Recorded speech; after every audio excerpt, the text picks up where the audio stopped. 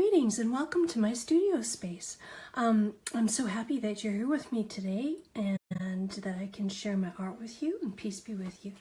I have a picture here that I worked on a couple of years ago that's now complete within itself, but not complete as a presentation. So I kind of want to, talk to you a little bit about that. And this is a simple painting of Our Lady of Guadalupe. It's a part of the pro-life series that I have, but it's very subtly pro-life, and it's one of the, like I said, it's actually, I did two paintings of Our Lady of Guadalupe. This is the first one. It's not the same one as the other one I had been working on recently with Our Lady of Guadalupe seated on her throne, surrounded by the angels and crushing the head of the evil one. This is just Our Lady of Guadalupe in on the tilma of St. Juan Diego, and this is the second painting that I completed in the pro-life series. This painting here of Our Lady of Guadalupe, and it kind of brought me back to when I got the inspiration to do some pro-life work. And I'll just tell you just briefly how that kind of started, and then I'll tell you about the picture here today. Oh, and just had a thought. I just when I got the inspiration, I took it to my husband, and he was the first person that I talked to about it, and he thought it was okay. He wasn't too sure what I was doing, so I put everything down on paper. It's kind of this, sketched everything out that, of the different pictures I was thinking of doing, and then he suggested, well, maybe we should, take it to a priest, just make sure it's, sound theologically or whatever. So we took it to, I think, like 3 different local priests here, and then we even took a little pilgrimage out to Alabama, to the shrine, and in Birmingham there, the chapel, and we talked to priest there, and so we thought we were kind of on the right track, and then I started to do the painting process. Now I'm not a full-time artist. I'm actually a homeschooling mom, and so it's like I said, this was completed a couple of years ago, and I work on it because I love to paint, and but my first vocation is I'm a mom, and we homeschool, and so I kind of have to really carve out the time to do this, but I love to do it, and I'm so happy to be able to share it with you here. So so it does take a bit of time, not like when I was younger and I had I could do a commissioned portrait in a very short time. It kind of have to work on a little bit here and a little bit there. So yeah, so I started painting again this week on some of the ones that aren't finished yet. And this particular one is finished within itself, but I'll tell you a little story about how I want to have a different kind of presentation of it. Okay, so first of all, this is Our Lady of Guadalupe on the tilma of St. Juan Diego, and I'll just bring the camera out a little bit here and just show you. I'll bring it over to the side here. When I first did this, I got my husband to, to hold the fabric, and took some photographs of him and did some studies that way. So this is, him holding the fabric, and then worked on the painting of Our Lady of Guadalupe.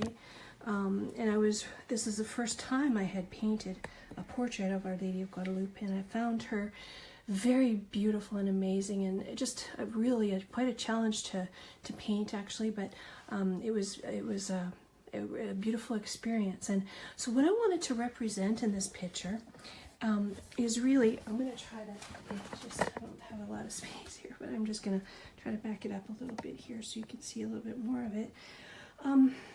So what I really wanted to show is that Our Lady, the whole focus, I wanted to be like on Our Lady, and in this area here of the roses. And so I really felt like when I was praying about it, I felt like I wanted to show the roses that he had picked, that she requested him to do. And that reminds me, I mean, if you haven't ever heard of this story of Our Lady of Guadalupe appearing to Juan Diego, it's an absolutely beautiful story, and I encourage you to read about it, but we won't go into the whole thing now. But Our Lady appeared to him and she asked him to climb up the hill and pick some roses in the middle of winter, which typically didn't ever, bloom at that time.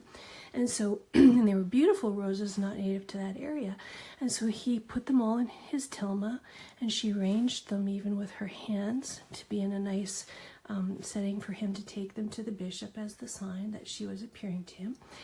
And so I wanted to show that Our Lady is, one of her titles is the Mystical Rose. And so I really felt like these roses were also symbolic, not only of Our Lady, but of us, and that she was coming to her children, and that, she is the mother of all the living, and that she has us within the folds of her mantle, and that she cares about us so much. And to the people at that time, when she came to them, and they were in practices of very wrong spirituality of, sacrificing their children to the gods, and that, and so she, a lot of times people, what we do is, since she's the patroness of the unborn, she's also who we pray to for protection of the unborn, and just coming to her people and gathering them in and bringing them into the right way, and to give up their wrong practices of the sacrifice of the children, and in our own modern day in the practice of aborting our children.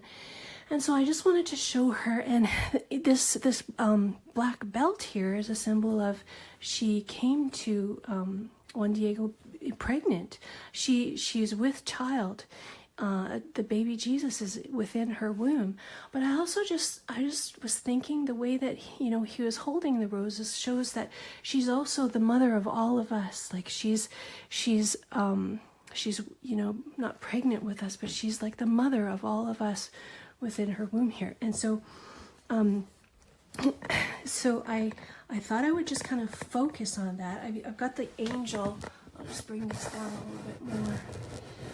I've got the angel down here, but mainly it's the fold, of all of the roses within the mantle. So it's fairly simple in the concept and in, the drawing itself. It's just not quite as large of a size as the other ones I had been working on. But a cute story I want to share with you just about how I wanted to present it in a different way, was I had always thought, well, I love St. Juan Diego, but I kind of, I didn't draw him completely. This is the top of the painting. And this, last year, I had this painting at the Eucharistic Congress, and one of the sweet sisters that we love, the beautiful sister servants, came over, and she just kind of simply asked, well, where's the rest of them?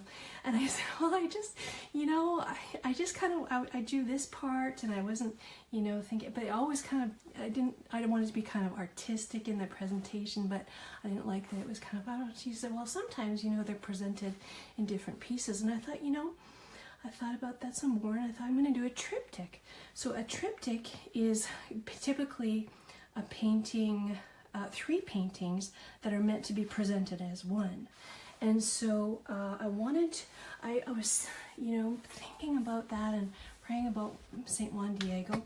And so I wanted to show you, I did a sketch, and I want to do this in 3 panels. So the top part, if you can just imagine with me for a second here, I'm going to try to hold this up. I did a sketch, and now looks like I'm going to have to raise this up a bit so that we can get the idea. So this is the top part of the painting, and this is the sketch I did, and so this is going to be the top piece of the painting of St. Juan Diego. Okay, and I just wanted him to be just looking up at Our Lady with so much love and so much humility. And this is kind of, I did some studies and took some photos, of a model, and I just wanted to represent him in this way. And I know that this is just a sketch. Of course, it would be on canvas, and it would, you know, have the similar color tones and that, but it would go, and it would be as wide in length, maybe not as tall. And then down at the bottom, I thought, you know, we might as well, if we're doing a triptych, we'll just complete the painting, and I'll just show you the color swatch that I did. Okay, so down at the bottom here, I don't know how long it's just set on the easel here. I'll just bring it out a bit, and then, you know, this is just a picture of the bottom of where he's standing. I don't know if you can see that very well. So this would be the lower piece of the triptych, and it's just his feet and just standing. You know, Our Lady requested that he climb up the hill to pick the roses, so I kind of made it look like there's a bit of a hill that he climbed up on, and he's standing on a thorn bush, basically, that is under his feet. So I just, you know, wanted to add that. And there's a lot of thorns and stuff around him, but his eyes are just so much in love and staring up at Our Lady of Guadalupe. So that's the idea that I had, to kind of complete the presentation of this painting of Our Lady of Guadalupe.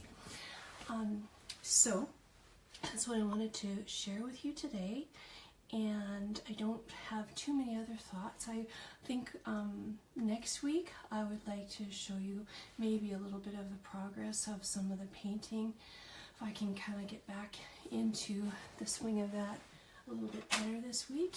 And I hope that you have a beautiful 4th Sunday of Lent tomorrow, and a beautiful week. And I thank you so much for joining me today, and may God bless you and protect you, and be assured of our prayers. Okay, thanks. Bye-bye.